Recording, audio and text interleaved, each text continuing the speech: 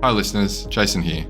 We are excited to finally announce registrations for the biggest psych health and safety community event ever.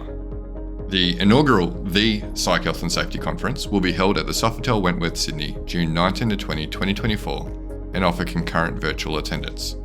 It'll feature live podcast recordings with OG researchers including Christina Maslach and Michael Leiter of Burnout fame, Psych Health and Safety USA podcast host I. David Daniels, Australian super experts including the likes of David Burrows, a special 10-year anniversary integrated approaches to workplace mental health panel with authors Tony Lamontagna, Angela Martin and Kat Page, hand-picked case studies from organisations doing it well, and a very special interview with plaintiff Zaggy Kozarov by Catherine Dunlop on that High Court case which we previously covered on the podcast. This event will sell out. Get in quick to secure tickets at early bird prices for the 2-day conference, pre-conference masterclasses, and the VIP dinner. The first 200 in-person registrations also get a copy of her latest book, The Burnout Challenge, signed by Christina Maslach herself. Find out more and register at www.psychhealthandsafetyconference.com. Now, on to this episode. From Flourish DX, this is the Psych Health and Safety Podcast. With workplace mental health becoming a safety prerogative, this is the source of information on psychological injury prevention and health promotion. Hello, and welcome to the UK Psych Health and Safety Podcast. I'm Peter Kelly, and joined, as always, is my co-host, Kate Field. Kate Field, hello. How are you, Kate? Well, I'm a little flustered and a little distracted. I was supposed to be on holiday in Tenerife, but sadly my mother-in-law is in hospital, so that's all got cancelled. And now my world just feels a little out of kilter. But I'm hanging in there. Well, you're lucky. You have a psychologist co-host and another psychologist. You're surrounded by psychologists today. Great. I'll try not to make this all about me then. No, it's not about you. It's not about me. It's about me, isn't it? It's just about me. What a wonderful weekend. Actually, for those listeners who are outside of the UK, we found the sun for 2 days, and it was a great experience. And the aurora. Did you get to see the aurora? Yeah, it was amazing. Yeah, to be able to, that was I suppose the only upside of coming back to me. I will not make this about me, but I did. It was nice being sunny at the weekend, and then being able to be at home and see the aurora. So that was very nice. The aurora looked particularly spectacular after a Merlot. I think the colours were very intense. Anyway, no, I didn't have a Merlot. I had my tooth taken out, just for the record, on Friday. Complete extraction. Said it won't take long, an hour and a half. Right down to the root canal. So I had an alcohol-free weekend. So I saw the aurora on lime and soda, and it was very good. So anyway, enough of us two having a nice little chat. I'm going to pass you over to our special guest. I've already given one clue. He is a psychologist. But Marc, tell us about yourself. I feel like that's from Cilla Black, isn't it? From Blind Date. Well, first of all, thanks, Peter, and thanks, Kate, for having me on the podcast. I'm a psychologist. I'm a UK licensed and chartered psychologist, and I'm also a European registered aviation psychologist. I practice both in aviation and in non-aviation sectors, but more recently, I've been very heavily involved in looking at mental health and well-being in the civil aviation industry globally. Vastly under managed and under-observed area, and one that we think needs to be addressed better.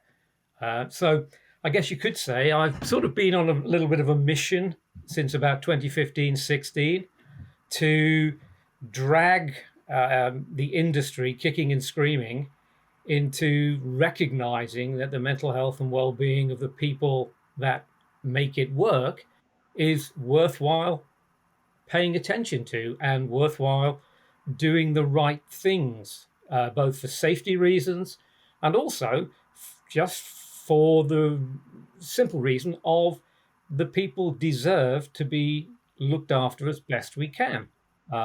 So a bit of a crusader with some colleagues. Sometimes people like us. Sometimes they take us off their Christmas card lists. But we'd rather make the right noises and have the odd sort of vegetables thrown at us than not. So that's basically where I've come from. Well, we don't even have a Christmas card list because we're ex-inspector. So, no one sends us a card. Well, Merry Christmas or Happy Birthday, you inspector, you. So, I've had chats with people and colleagues over the years in aviation, and we certainly had a problem before lockdown. And what's your take on lockdown and the impact on the industry? And I'd like to ask you later about a report that you wrote, which was very interesting. Okay. So let's take a look at lockdown. Seismic shock to the industry. And it's had, I think, two main impacts. The first is we've lost a lot of expertise, which means that the people who remain are generally under a lot more pressure to get things done, and usually with less resources. And the other side of it is that lockdown has created a lot of additional pressure on people's lives in general. And the prevalence rate of common mental health problems in the general population is rising. And civil aviation is no exception to that. We are people, we come from society, but we work in a very curious industry. It's 24/7, 365 days a year. It's highly regulated, highly pressured, and as a consequence, certainly my view and some of my colleagues, is that the risk of mental health problems in the working population in the industry is in all probability rising. The difficulty is we don't measure it. As an industry, we measure everything to do with safety. When it comes to the mental health of our people, we do very little. There are pockets of excellence. Individuals and organizations have decided to do something, but there's no overarching view of what's going on. The analogy we look at is fatigue risk. 10, 12 years ago, it was known to be a problem. The industry came together, for pilots particularly, and generated guidelines and policies and rules and regulations so that we could monitor and mitigate the risk. Our view is that we need to do that for mental health and well-being, both from a personal perspective of looking after our workers, and also in terms of managing safety risks that can arise from mental health problems. There are the black swan events. Obviously, Germanwings in 2015, Alaska Airlines in 2023, which make the headlines. And that's very good at attracting attention. What we're concerned about is the systemic problem of mental health problems, not just in pilots, but in all of the safety critical stakeholder groups. And as an industry, what are we doing about it? The answer is, generally, there is a sort of a momentum building in that direction. But at the moment, there's no real coherent approach equivalent to what happened with fatigue risk. And I and some of my colleagues believe there should be. Yeah. So I think it's really interesting. I worked for a low cost airline a number of years ago. And, I saw it firsthand. There were huge issues in terms of work-related stress across the entire workforce. And as you say, you know, from the operations teams to, you know, the engineering teams have huge amounts of pressure on them, completely unrecognised, but actually within all of the kind of the, if you like, the back office side of things. And then from a crew perspective, you know, I think I found it absolutely fascinating coming from, you know, the world of health and safety in every other sector, and then going into the aviation sector with the regulation from the CAA. You're right, you know, it has some amazing focus around safety, but the people side was, I just found it shocking, if I'm honest. And the crew side, it was interesting. Germanwings happened while I was there, so there was kind of the repercussions on that. But before that, you know, we had some really really challenging issues. So one of the areas that we had was, you know, there were certain flights to certain destinations, you know, which were the stag do flights or hen do flights. And our cabin crew would be harassed, you know, verbally, physically, sexually. And we started to see a huge increase in sort of work-related anxiety, and also some post-traumatic stress associated with having to, the worry and the fear about being on those flights. So I introduced some mental health awareness training, an incident reporting follow-up around post-traumatic stress disorders. Went down amazingly well with the cabin crew. We wanted to roll it out for the flight crew, because, you know, there are they weren't necessarily having to deal with the passengers, but, you know, they have to deal with high stress situations, go arounds, you know, whatever it happens to be. And there was absolute pushback at the time about doing it for the flight crew. It was incredible because, I probably can't say publicly exactly why that was, but there was this huge no, not doing it. And I was just amazed. So yeah, I've experienced it firsthand. Yeah. Well, I don't know how long ago that was, Kate, but all I would say is that the situation is still pretty much the same.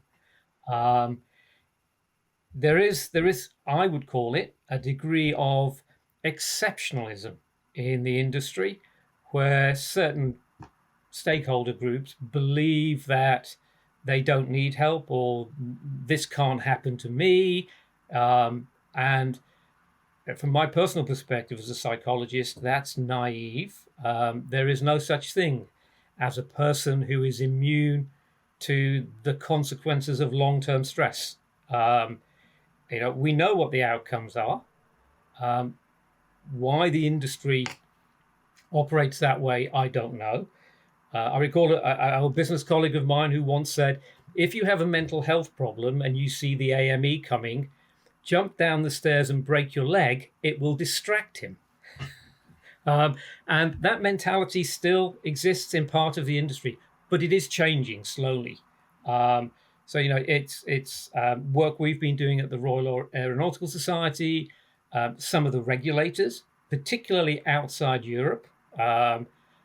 Canadian and Australian are probably 10 years ahead of us in their thinking. So there are moves afoot to try and deal with this. Always have been Australians, saying that. Yeah, I mean, I must admit, Peter, I do find it slightly frustrating if I'm talking to Canadian or Australian, and now the New Zealand CAA and New Zealand are really moving on this, is to say things to them and they look at you and go, well, we've been doing that for the last 5 or 6 years. Would you like to know how it works?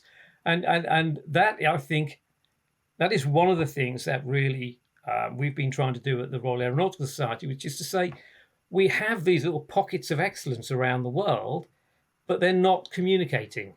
They're sort of siloed.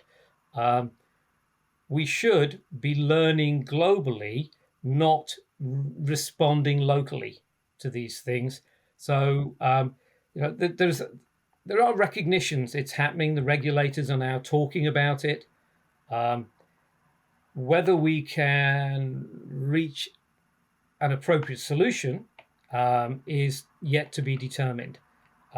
But it is a huge problem, and both in terms of safety, but also in terms of kindness to our workforce and making sure that we don't create a work environment which is detrimental to their lifestyle and their well-being.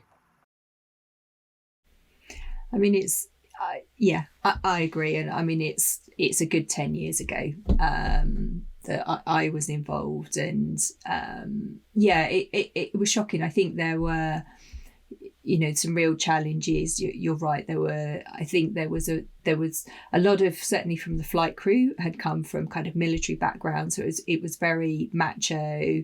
There was a real stigma around any perception of mental illness and mental ill health. It's perceived as a weakness.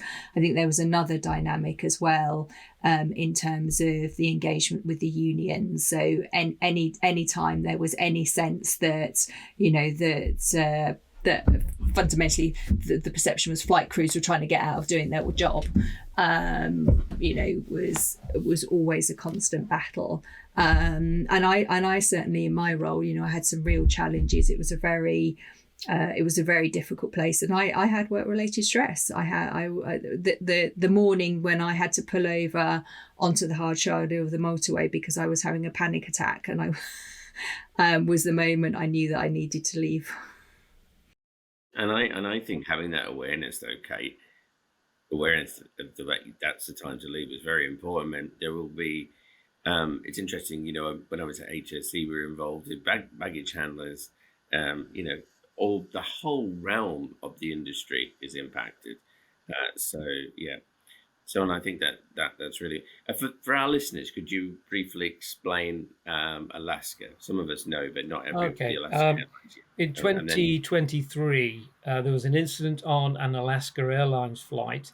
An off-duty pilot who was riding in the jump seat, that's the extra seat in the cockpit, basically grabbing a hitchhiking a free ride home, tried to pull the fire extinguisher handles for both engines on the aircraft. If he had succeeded, the engines would have stopped. There is a restart procedure. Whether the crew would have been able to do that before a critical accident happened is unknown. Fortunately, the two crew in the cockpit were able to restrain the individual. And it transpired he'd been suffering from depression and had apparently decided that self-medication with magic mushrooms was preferable to going to see his family doctor for appropriate treatment. So there is a supposition that the reason that he did that was the fear that admitting you have a mental health issue will result in your license being withdrawn to fly, and whether that's exactly true or not, it differs by region, but that's the belief, that admitting a mental health problem will result in you losing your license, losing your job, and losing your livelihood. And that stigma is something that needs to be overcome. But that is, in a sense, that's a quite stark example of the problems with mental health in civil aviation.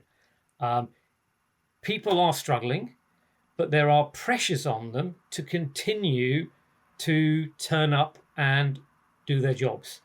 And in that particular case, purely by the action of the two pilots in the cockpit who were able to restrain the individual, everybody on that aircraft was able to land safely and carry on with their lives. So that, again, that brought up a huge issue of detecting or monitoring people who have problems, and how do you deal with them? How do you mitigate that problem? How do you persuade people that it's safe to come forward and admit they have a problem if they believe it could result in their loss of license? The US Federal Aviation Authority, about 2 weeks ago, produced a rulemaking report, which one of the key changes is that now pilots who are receiving psychotherapy for mental health problems are not required to report that to their employer. And my immediate thought was, well, I wonder how many of them who were doing that were reporting it beforehand. There is a question of trust. And if the pilot community or any other stakeholder group does not trust their employer absolutely, or their rights are not protected by the appropriate legislation, there will always be, I suspect, a nagging doubt that if I put my hands up and say I have a mental health problem, I may be sidelined, I may be gently moved away from my role, and therefore I'll keep quiet. So until that bond of trust is properly established, I'm not sure how a change like you don't formally have to tell me if you're seeing a psychotherapist will alter the landscape particularly. But perhaps I'm just being a cynic. Do you need more psych health and safety in your life? Then head over to the FlourishDX Academy for several free on-demand e-learning courses. If you're an internal professional, follow FlourishDX on Eventbrite to register for any of our free fortnightly interactive webinars. Our flagship professional practice program is also exclusively available for internal professionals. The 12-week course blends theory, applied practice, and interaction with other professionals through live lectures and a monthly community of practice session. Find out more about all these learning opportunities or inquire about a bespoke in-house training at the FlourishDX Academy. www.45003.org. Now back to this episode. I mean, my clapping my hands wasn't with excitement; it was with frustration. So the point is, what we have here is a culture, and it's a culture where people are not actively encouraged to talk about their mental health. We're going to come to your report in very shortly, but we spoke before about a colleague of ours, Paul Cullen, who's a pilot. And he talks a lot about creating the right culture in the industry. And he actually, in his PhD that he's doing at the moment, he's had conversations with pilots about, how they feel, their thoughts, their emotions, and so. Do you think it's good having these people who are lived aviation, people still in the aviation industry doing this work and bringing this to the forefront with their colleagues through peer-to-peer support, etc.? Absolutely. Paul and I talk pretty much every day. We sort of have a tacit agreement. Paul is much more of a TED speaker than I am, so I just let Paul get on with it. He is an outstanding advocate for mental health, and he's incredibly passionate. He's an active captain, flies internationally every week. And he is passionate about mental health. Paul and I have sort of worked together since 2015-16. I chair and run an annual mental health conference in civil aviation at the Royal Aeronautical Society. And in 2015-16, Paul and I came across each other with his colleague, Dr. Joan Carhill at University College. They've been running an annual survey, although Joan has now left, looking at the prevalence rates of self-reported mental health in all of the key stakeholder groups: pilots, cabin staff, ground handling staff, organizational staff across Europe. And the data that they've produced is quite worrying. And so Paul and I have, I guess I said I'm on a bit of a mission. Paul is as well. And we basically are pushing the message that there is a problem. It is currently unmonitored and unmitigated and unmanaged. That this is no longer acceptable, and the industry needs to really get things going in terms of dealing with this systemically, rather than just little local initiatives. The other issue we have is really that most of the initiatives that are going on are what we would call secondary or tertiary. They are approaches to helping people deal with the levels of work-related stress that they're facing. They're not, in the main, addressing the causes of the stress. Now, this is not rocket science, Peter. You were at the HSE. The stress management standards, I was involved with Kate Donaldson-Fielder when she developed them 18 years ago at some of the beta test reviews. We understand this, that the environment causes the problem, that the culture and procedures are one of the key issues in creating work-related stress. And somebody said to me the other day, if I hear one more person say, quote, Bishop Desmond Tutu, it's time we stopped pulling out people out of the river and went upstream to find out why they're falling in the first place. I did point out that I was probably one of the reasons he was fed up hearing that, because it's true. What we tend to do is reactive. Peer support programs. Peer support programs do not avoid the issue. They are a safety net when things have got bad enough that you feel you have to reach out to somebody. So arguably, a successful peer support program in an organization would never have anyone using it because the problems would have been fixed upstream. So it's great to have people like Paul Cullen around in the industry. He can speak with authority, people listen, and he speaks with passion. And because of the work that he was doing at University College Dublin with Joan, he can speak with some data and evidence. So, this we feel gives us a very good basis to push forward with the idea of dealing with this problem. And Paul was instrumental in helping me put together the society report you mentioned. So I was going to say, so that's perfect. You knew what my next question was going to be. Can you tell us about this report? Yeah. I started running conferences at the Society in 2016 after Germanwings. And Paul Cullen and Joan Cahill from UCD approached me and said, look, we've been doing this research looking at mental health incidence and prevalence rates. Do you think that we could come along and have a speaking slot? So my immediate response was, absolutely. If you've got some data, then by all means come along, because nobody else has. So it went from there. And what we did, I guess, over the years, from 2016 onwards, we realized that the Germanwings tragedy, which was the real trigger event for people waking up to the risks of mental health problems, was what Nicholas Taleb called a black swan event, and that the real problem was the systemic risk of work-related stress and mental health problems across all of the safety critical groups. I pointed out an engineer can crash an aeroplane as quickly as a pilot simply by putting his hand in his pocket and going, I wonder where this washer should have gone. We have great procedures. We're an incredibly safe industry. We really are.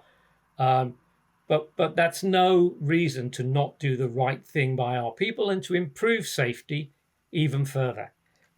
So as it evolved, we came to the conclusion that the industry needed to have a systemic approach, that the industry needed to look not just at the pilots, but at all of the safety critical stakeholder groups. So this led to the creation of a report / briefing document / outline policy document, which basically said, we have a problem as an industry. We have some evidence of the scale of the problem. We understand the potential risks of the problem, and we need to have an approach that will work for the industry globally in sort of monitoring, managing, and mitigating the risks both to operations and individuals of mental health problems generated in the main through work-related stress resulting from work and interpersonal problems in the workplace. So we sat around with Paul Cullen and a couple of other colleagues, and so said, well, what would a report or what would a policy brief like this look like? So we outlined it, and I took on the role of basically being lead author and trying to structure this with support from Paul Cullen and several other people. We wrote the report, the policy document, and then we submitted it to the Royal Aeronautical Society for their review. And after about 4 months, they came back and said, great, we are going to publish this as a formal Royal Aeronautical Society document. Now, I suspect some of the reasons it took 4 months, there were some very, very uncomfortable pieces of information in that report. One that is uncomfortable is the prevalence rate of self-reported common mental health disorders in the safety critical groups. In pilots across Europe, it's around 20% of people who would admit to being depressed, anxious, suffering from PTSD or OCD. And one of the cautions that Paul and I have, and Paul speaks about this a lot, is that post-Germanwings peer support programs were mandated for all pilots. Now, we know from the data Paul has collected that the incidence rate is about 20% in any pilot population. The usage rate of peer support programs is around 3% of that pilot population. So that's an alarm bell ringing for me and for Paul and some colleagues, which is, what are the other 17% doing? Are they doing an Alaska Airlines and self-medicating with magic mushrooms? Are they just talking to some friends at the pub? We don't know. And we saw that as a problem. The other thing that I think came out as a real issue, the aviation insurance industry wrote a section for me. And one thing they wrote I know was a problem. According to them, and I can't argue with their figures, they have accountants and actuaries. The greatest financial loss to them since 2010 has been as a result of pilot murder-suicide, Germanwings, a couple of other incidents. So this is not comfortable reading, I suspect, for many people in the industry. The report rather says, look, there's a huge problem here, and individuals in specific locations are taking initiatives, but as an industry, we should be looking at this systemically as a risk to the traveling public, to the individuals who make up the industry, and to the organizations that operate. And as an industry, as a sector, managing risk is what we do. So why are we not doing a better job at this? So one of the things we did in the report, which, if anybody's interested, I'm sure that Peter can post a link to it, or you can find it at the Royal Aeronautical Society website. I was going to suggest that when we release this podcast, we will put a link to one of the things we did was we actually came up with a potential solution. There are international standards. The most effective one is an ISO 45003. It's a safety management standard which is looking at psychological health and safety in the workplace. We argue in the report that the industry could look to that to create a common framework that would be able to be implemented by any stakeholder organization or stakeholder group, tailored to their specific needs, and that would allow the industry to have a common framework for discussion, for data analysis. what we know as an industry, once we've got data and we have the will to do something and a framework, we are incredibly effective at resolving problems. So within the report, we've guided this, and I mentioned before the Canadians and the Australians. The Canadian Health and Safety Executive, the CCOHS, they produced a document probably 4 or 5 years ago now. It's a Psychological Health Safety Management Standard. It has the force of law. It's probably no surprise that Canadian airlines, Air Canada and others, are further ahead than Europe and the UK are in dealing with this. They have a regulatory framework with which they have to comply from the Health and Safety Executive. The Australians have their Safe Minds at Work standards from the Health and Safety Executive, very similar. So what we're arguing is there are these two centres of excellence who've been dealing with this. We can learn from them. We can create possibly a framework for the industry to start moving forward to manage psychological health and safety risks in the same way as we manage any other risk. Will it ever be 100% perfect? No. Will it be a lot better than we are doing now? Absolutely. And so that's the thrust of the report. It's really a challenge to the industry to say, look, there is a problem. We've got some data showing you the scale of the problem. We know some of the consequences, the black swan consequences. We have no idea what's going on below that.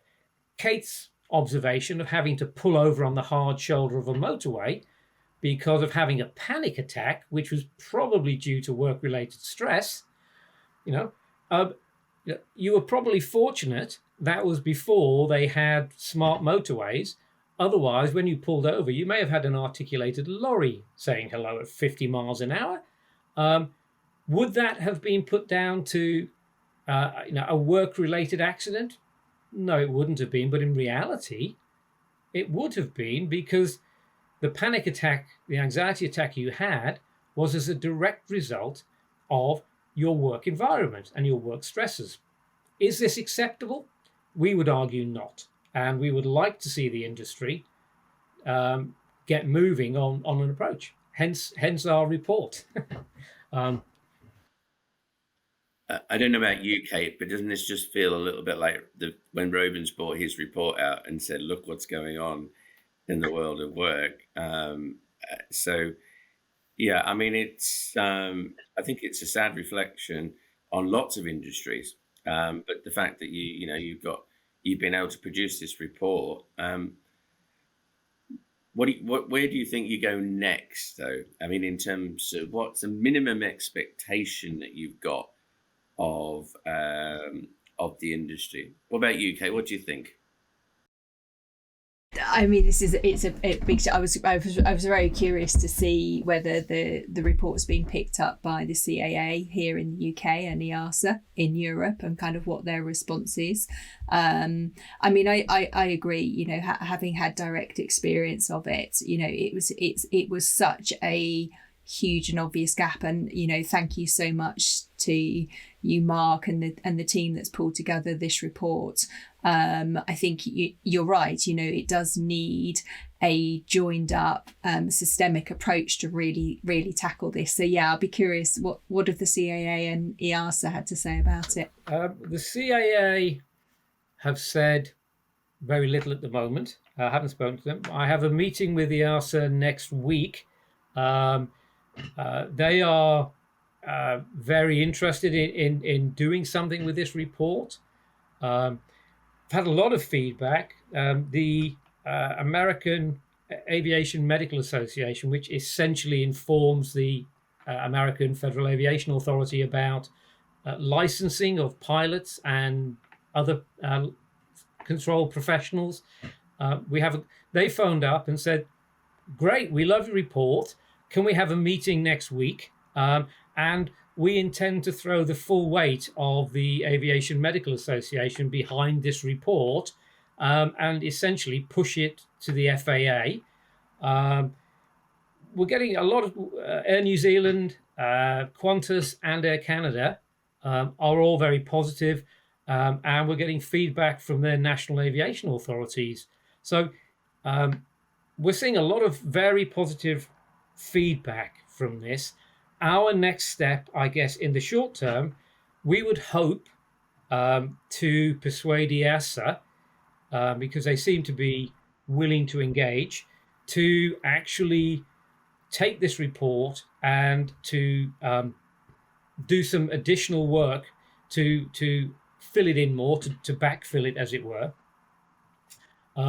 And certainly through the Royal Aeronautical Society, we are looking to ensure that the International Civil Aviation Organization in Montreal, which governs all civil aviation globally, actually acknowledge this report and put it into one of it. They have a working group on mental health, which has been predominantly looking at issues like peer support, which is very valuable as far as it goes, but is not a solution to the main problem.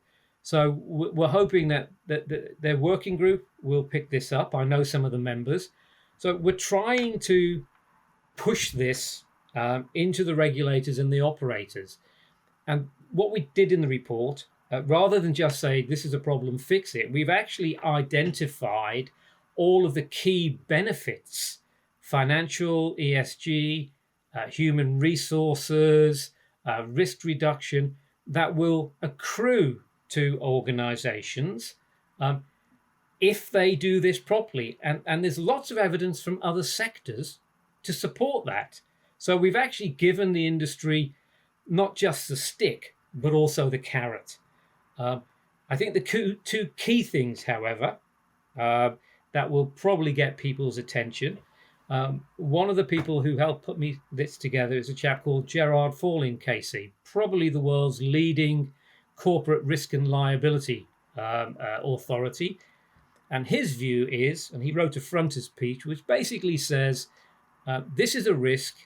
If something happens, we will come and take your house off you if you're a company director. That's a sort of a very brief summary of what Gerard said, far more eloquently as a barrister. So we also have now a view that organizations that fail to do this, even if they're not in breach of health and safety regulations, could be liable for criminal and civil action for incidents and accidents. Plus, the insurers, the global insurers, are now very interested in this. They would like, insurers do not like risks that they cannot quantify and price into policies. So the global insurers are looking at this and thinking, we would like this dealt with because you're putting our business model on the line with an unmanaged risk. So we think there's going to be pressure coming from a range of key stakeholder groups, and we're hoping that it will find real traction. If end of the day, ICAO is the International Civil Aviation Authority organization in Montreal, is the organization that will have to provide guidance to the industry. So we're hoping we can climb up the ladder and leverage our relationships with EASA in Europe and the CAA in this country and the FAA, and nudge the International Civil Aviation Organization into taking the next step, which would be to start to look at and consult on hopefully the framework we've outlined, but certainly the Canadian and the Australian experience, and put together an approach that will work for all stakeholder groups in the global industry. It's a big aspiration, but somebody said, is my middle name Don Quixote? Tilting at windmills. But we took a view with Paul and with Gerard. If nobody says anything, nothing will ever get done. So we've given it our best shot, and we'll see where we get to. And that leads me into my next question, which will be the last question. But I'm going to ask you this. If you could have a wish list and it only has two things on it, what would be those two things that you would do now, knowing what you know about psychological health and safety and the impact on individuals? What would be those two things on that wish list?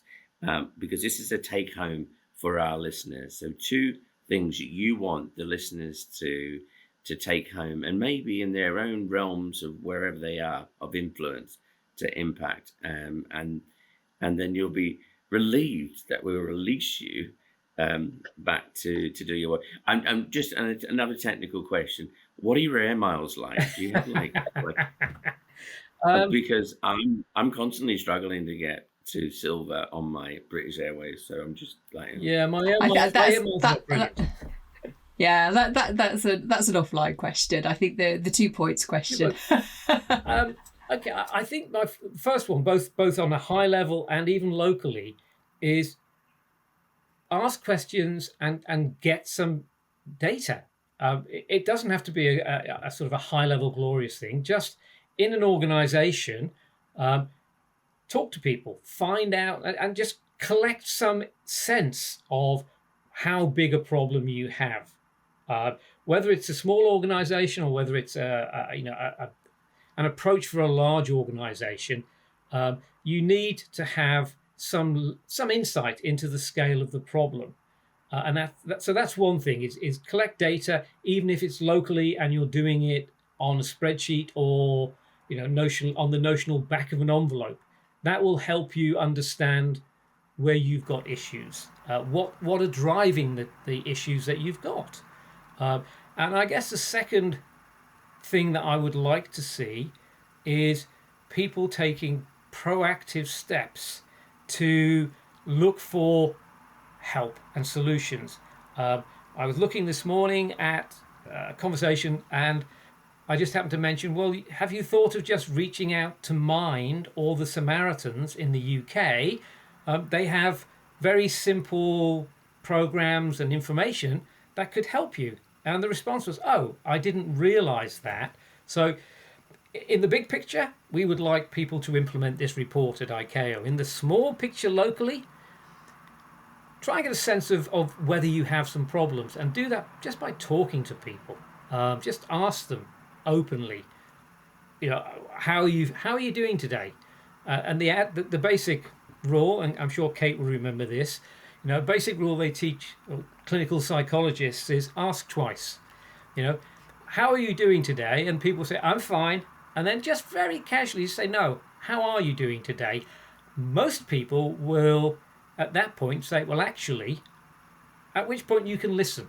And so that just something as simple as that locally can help give an organization a sense.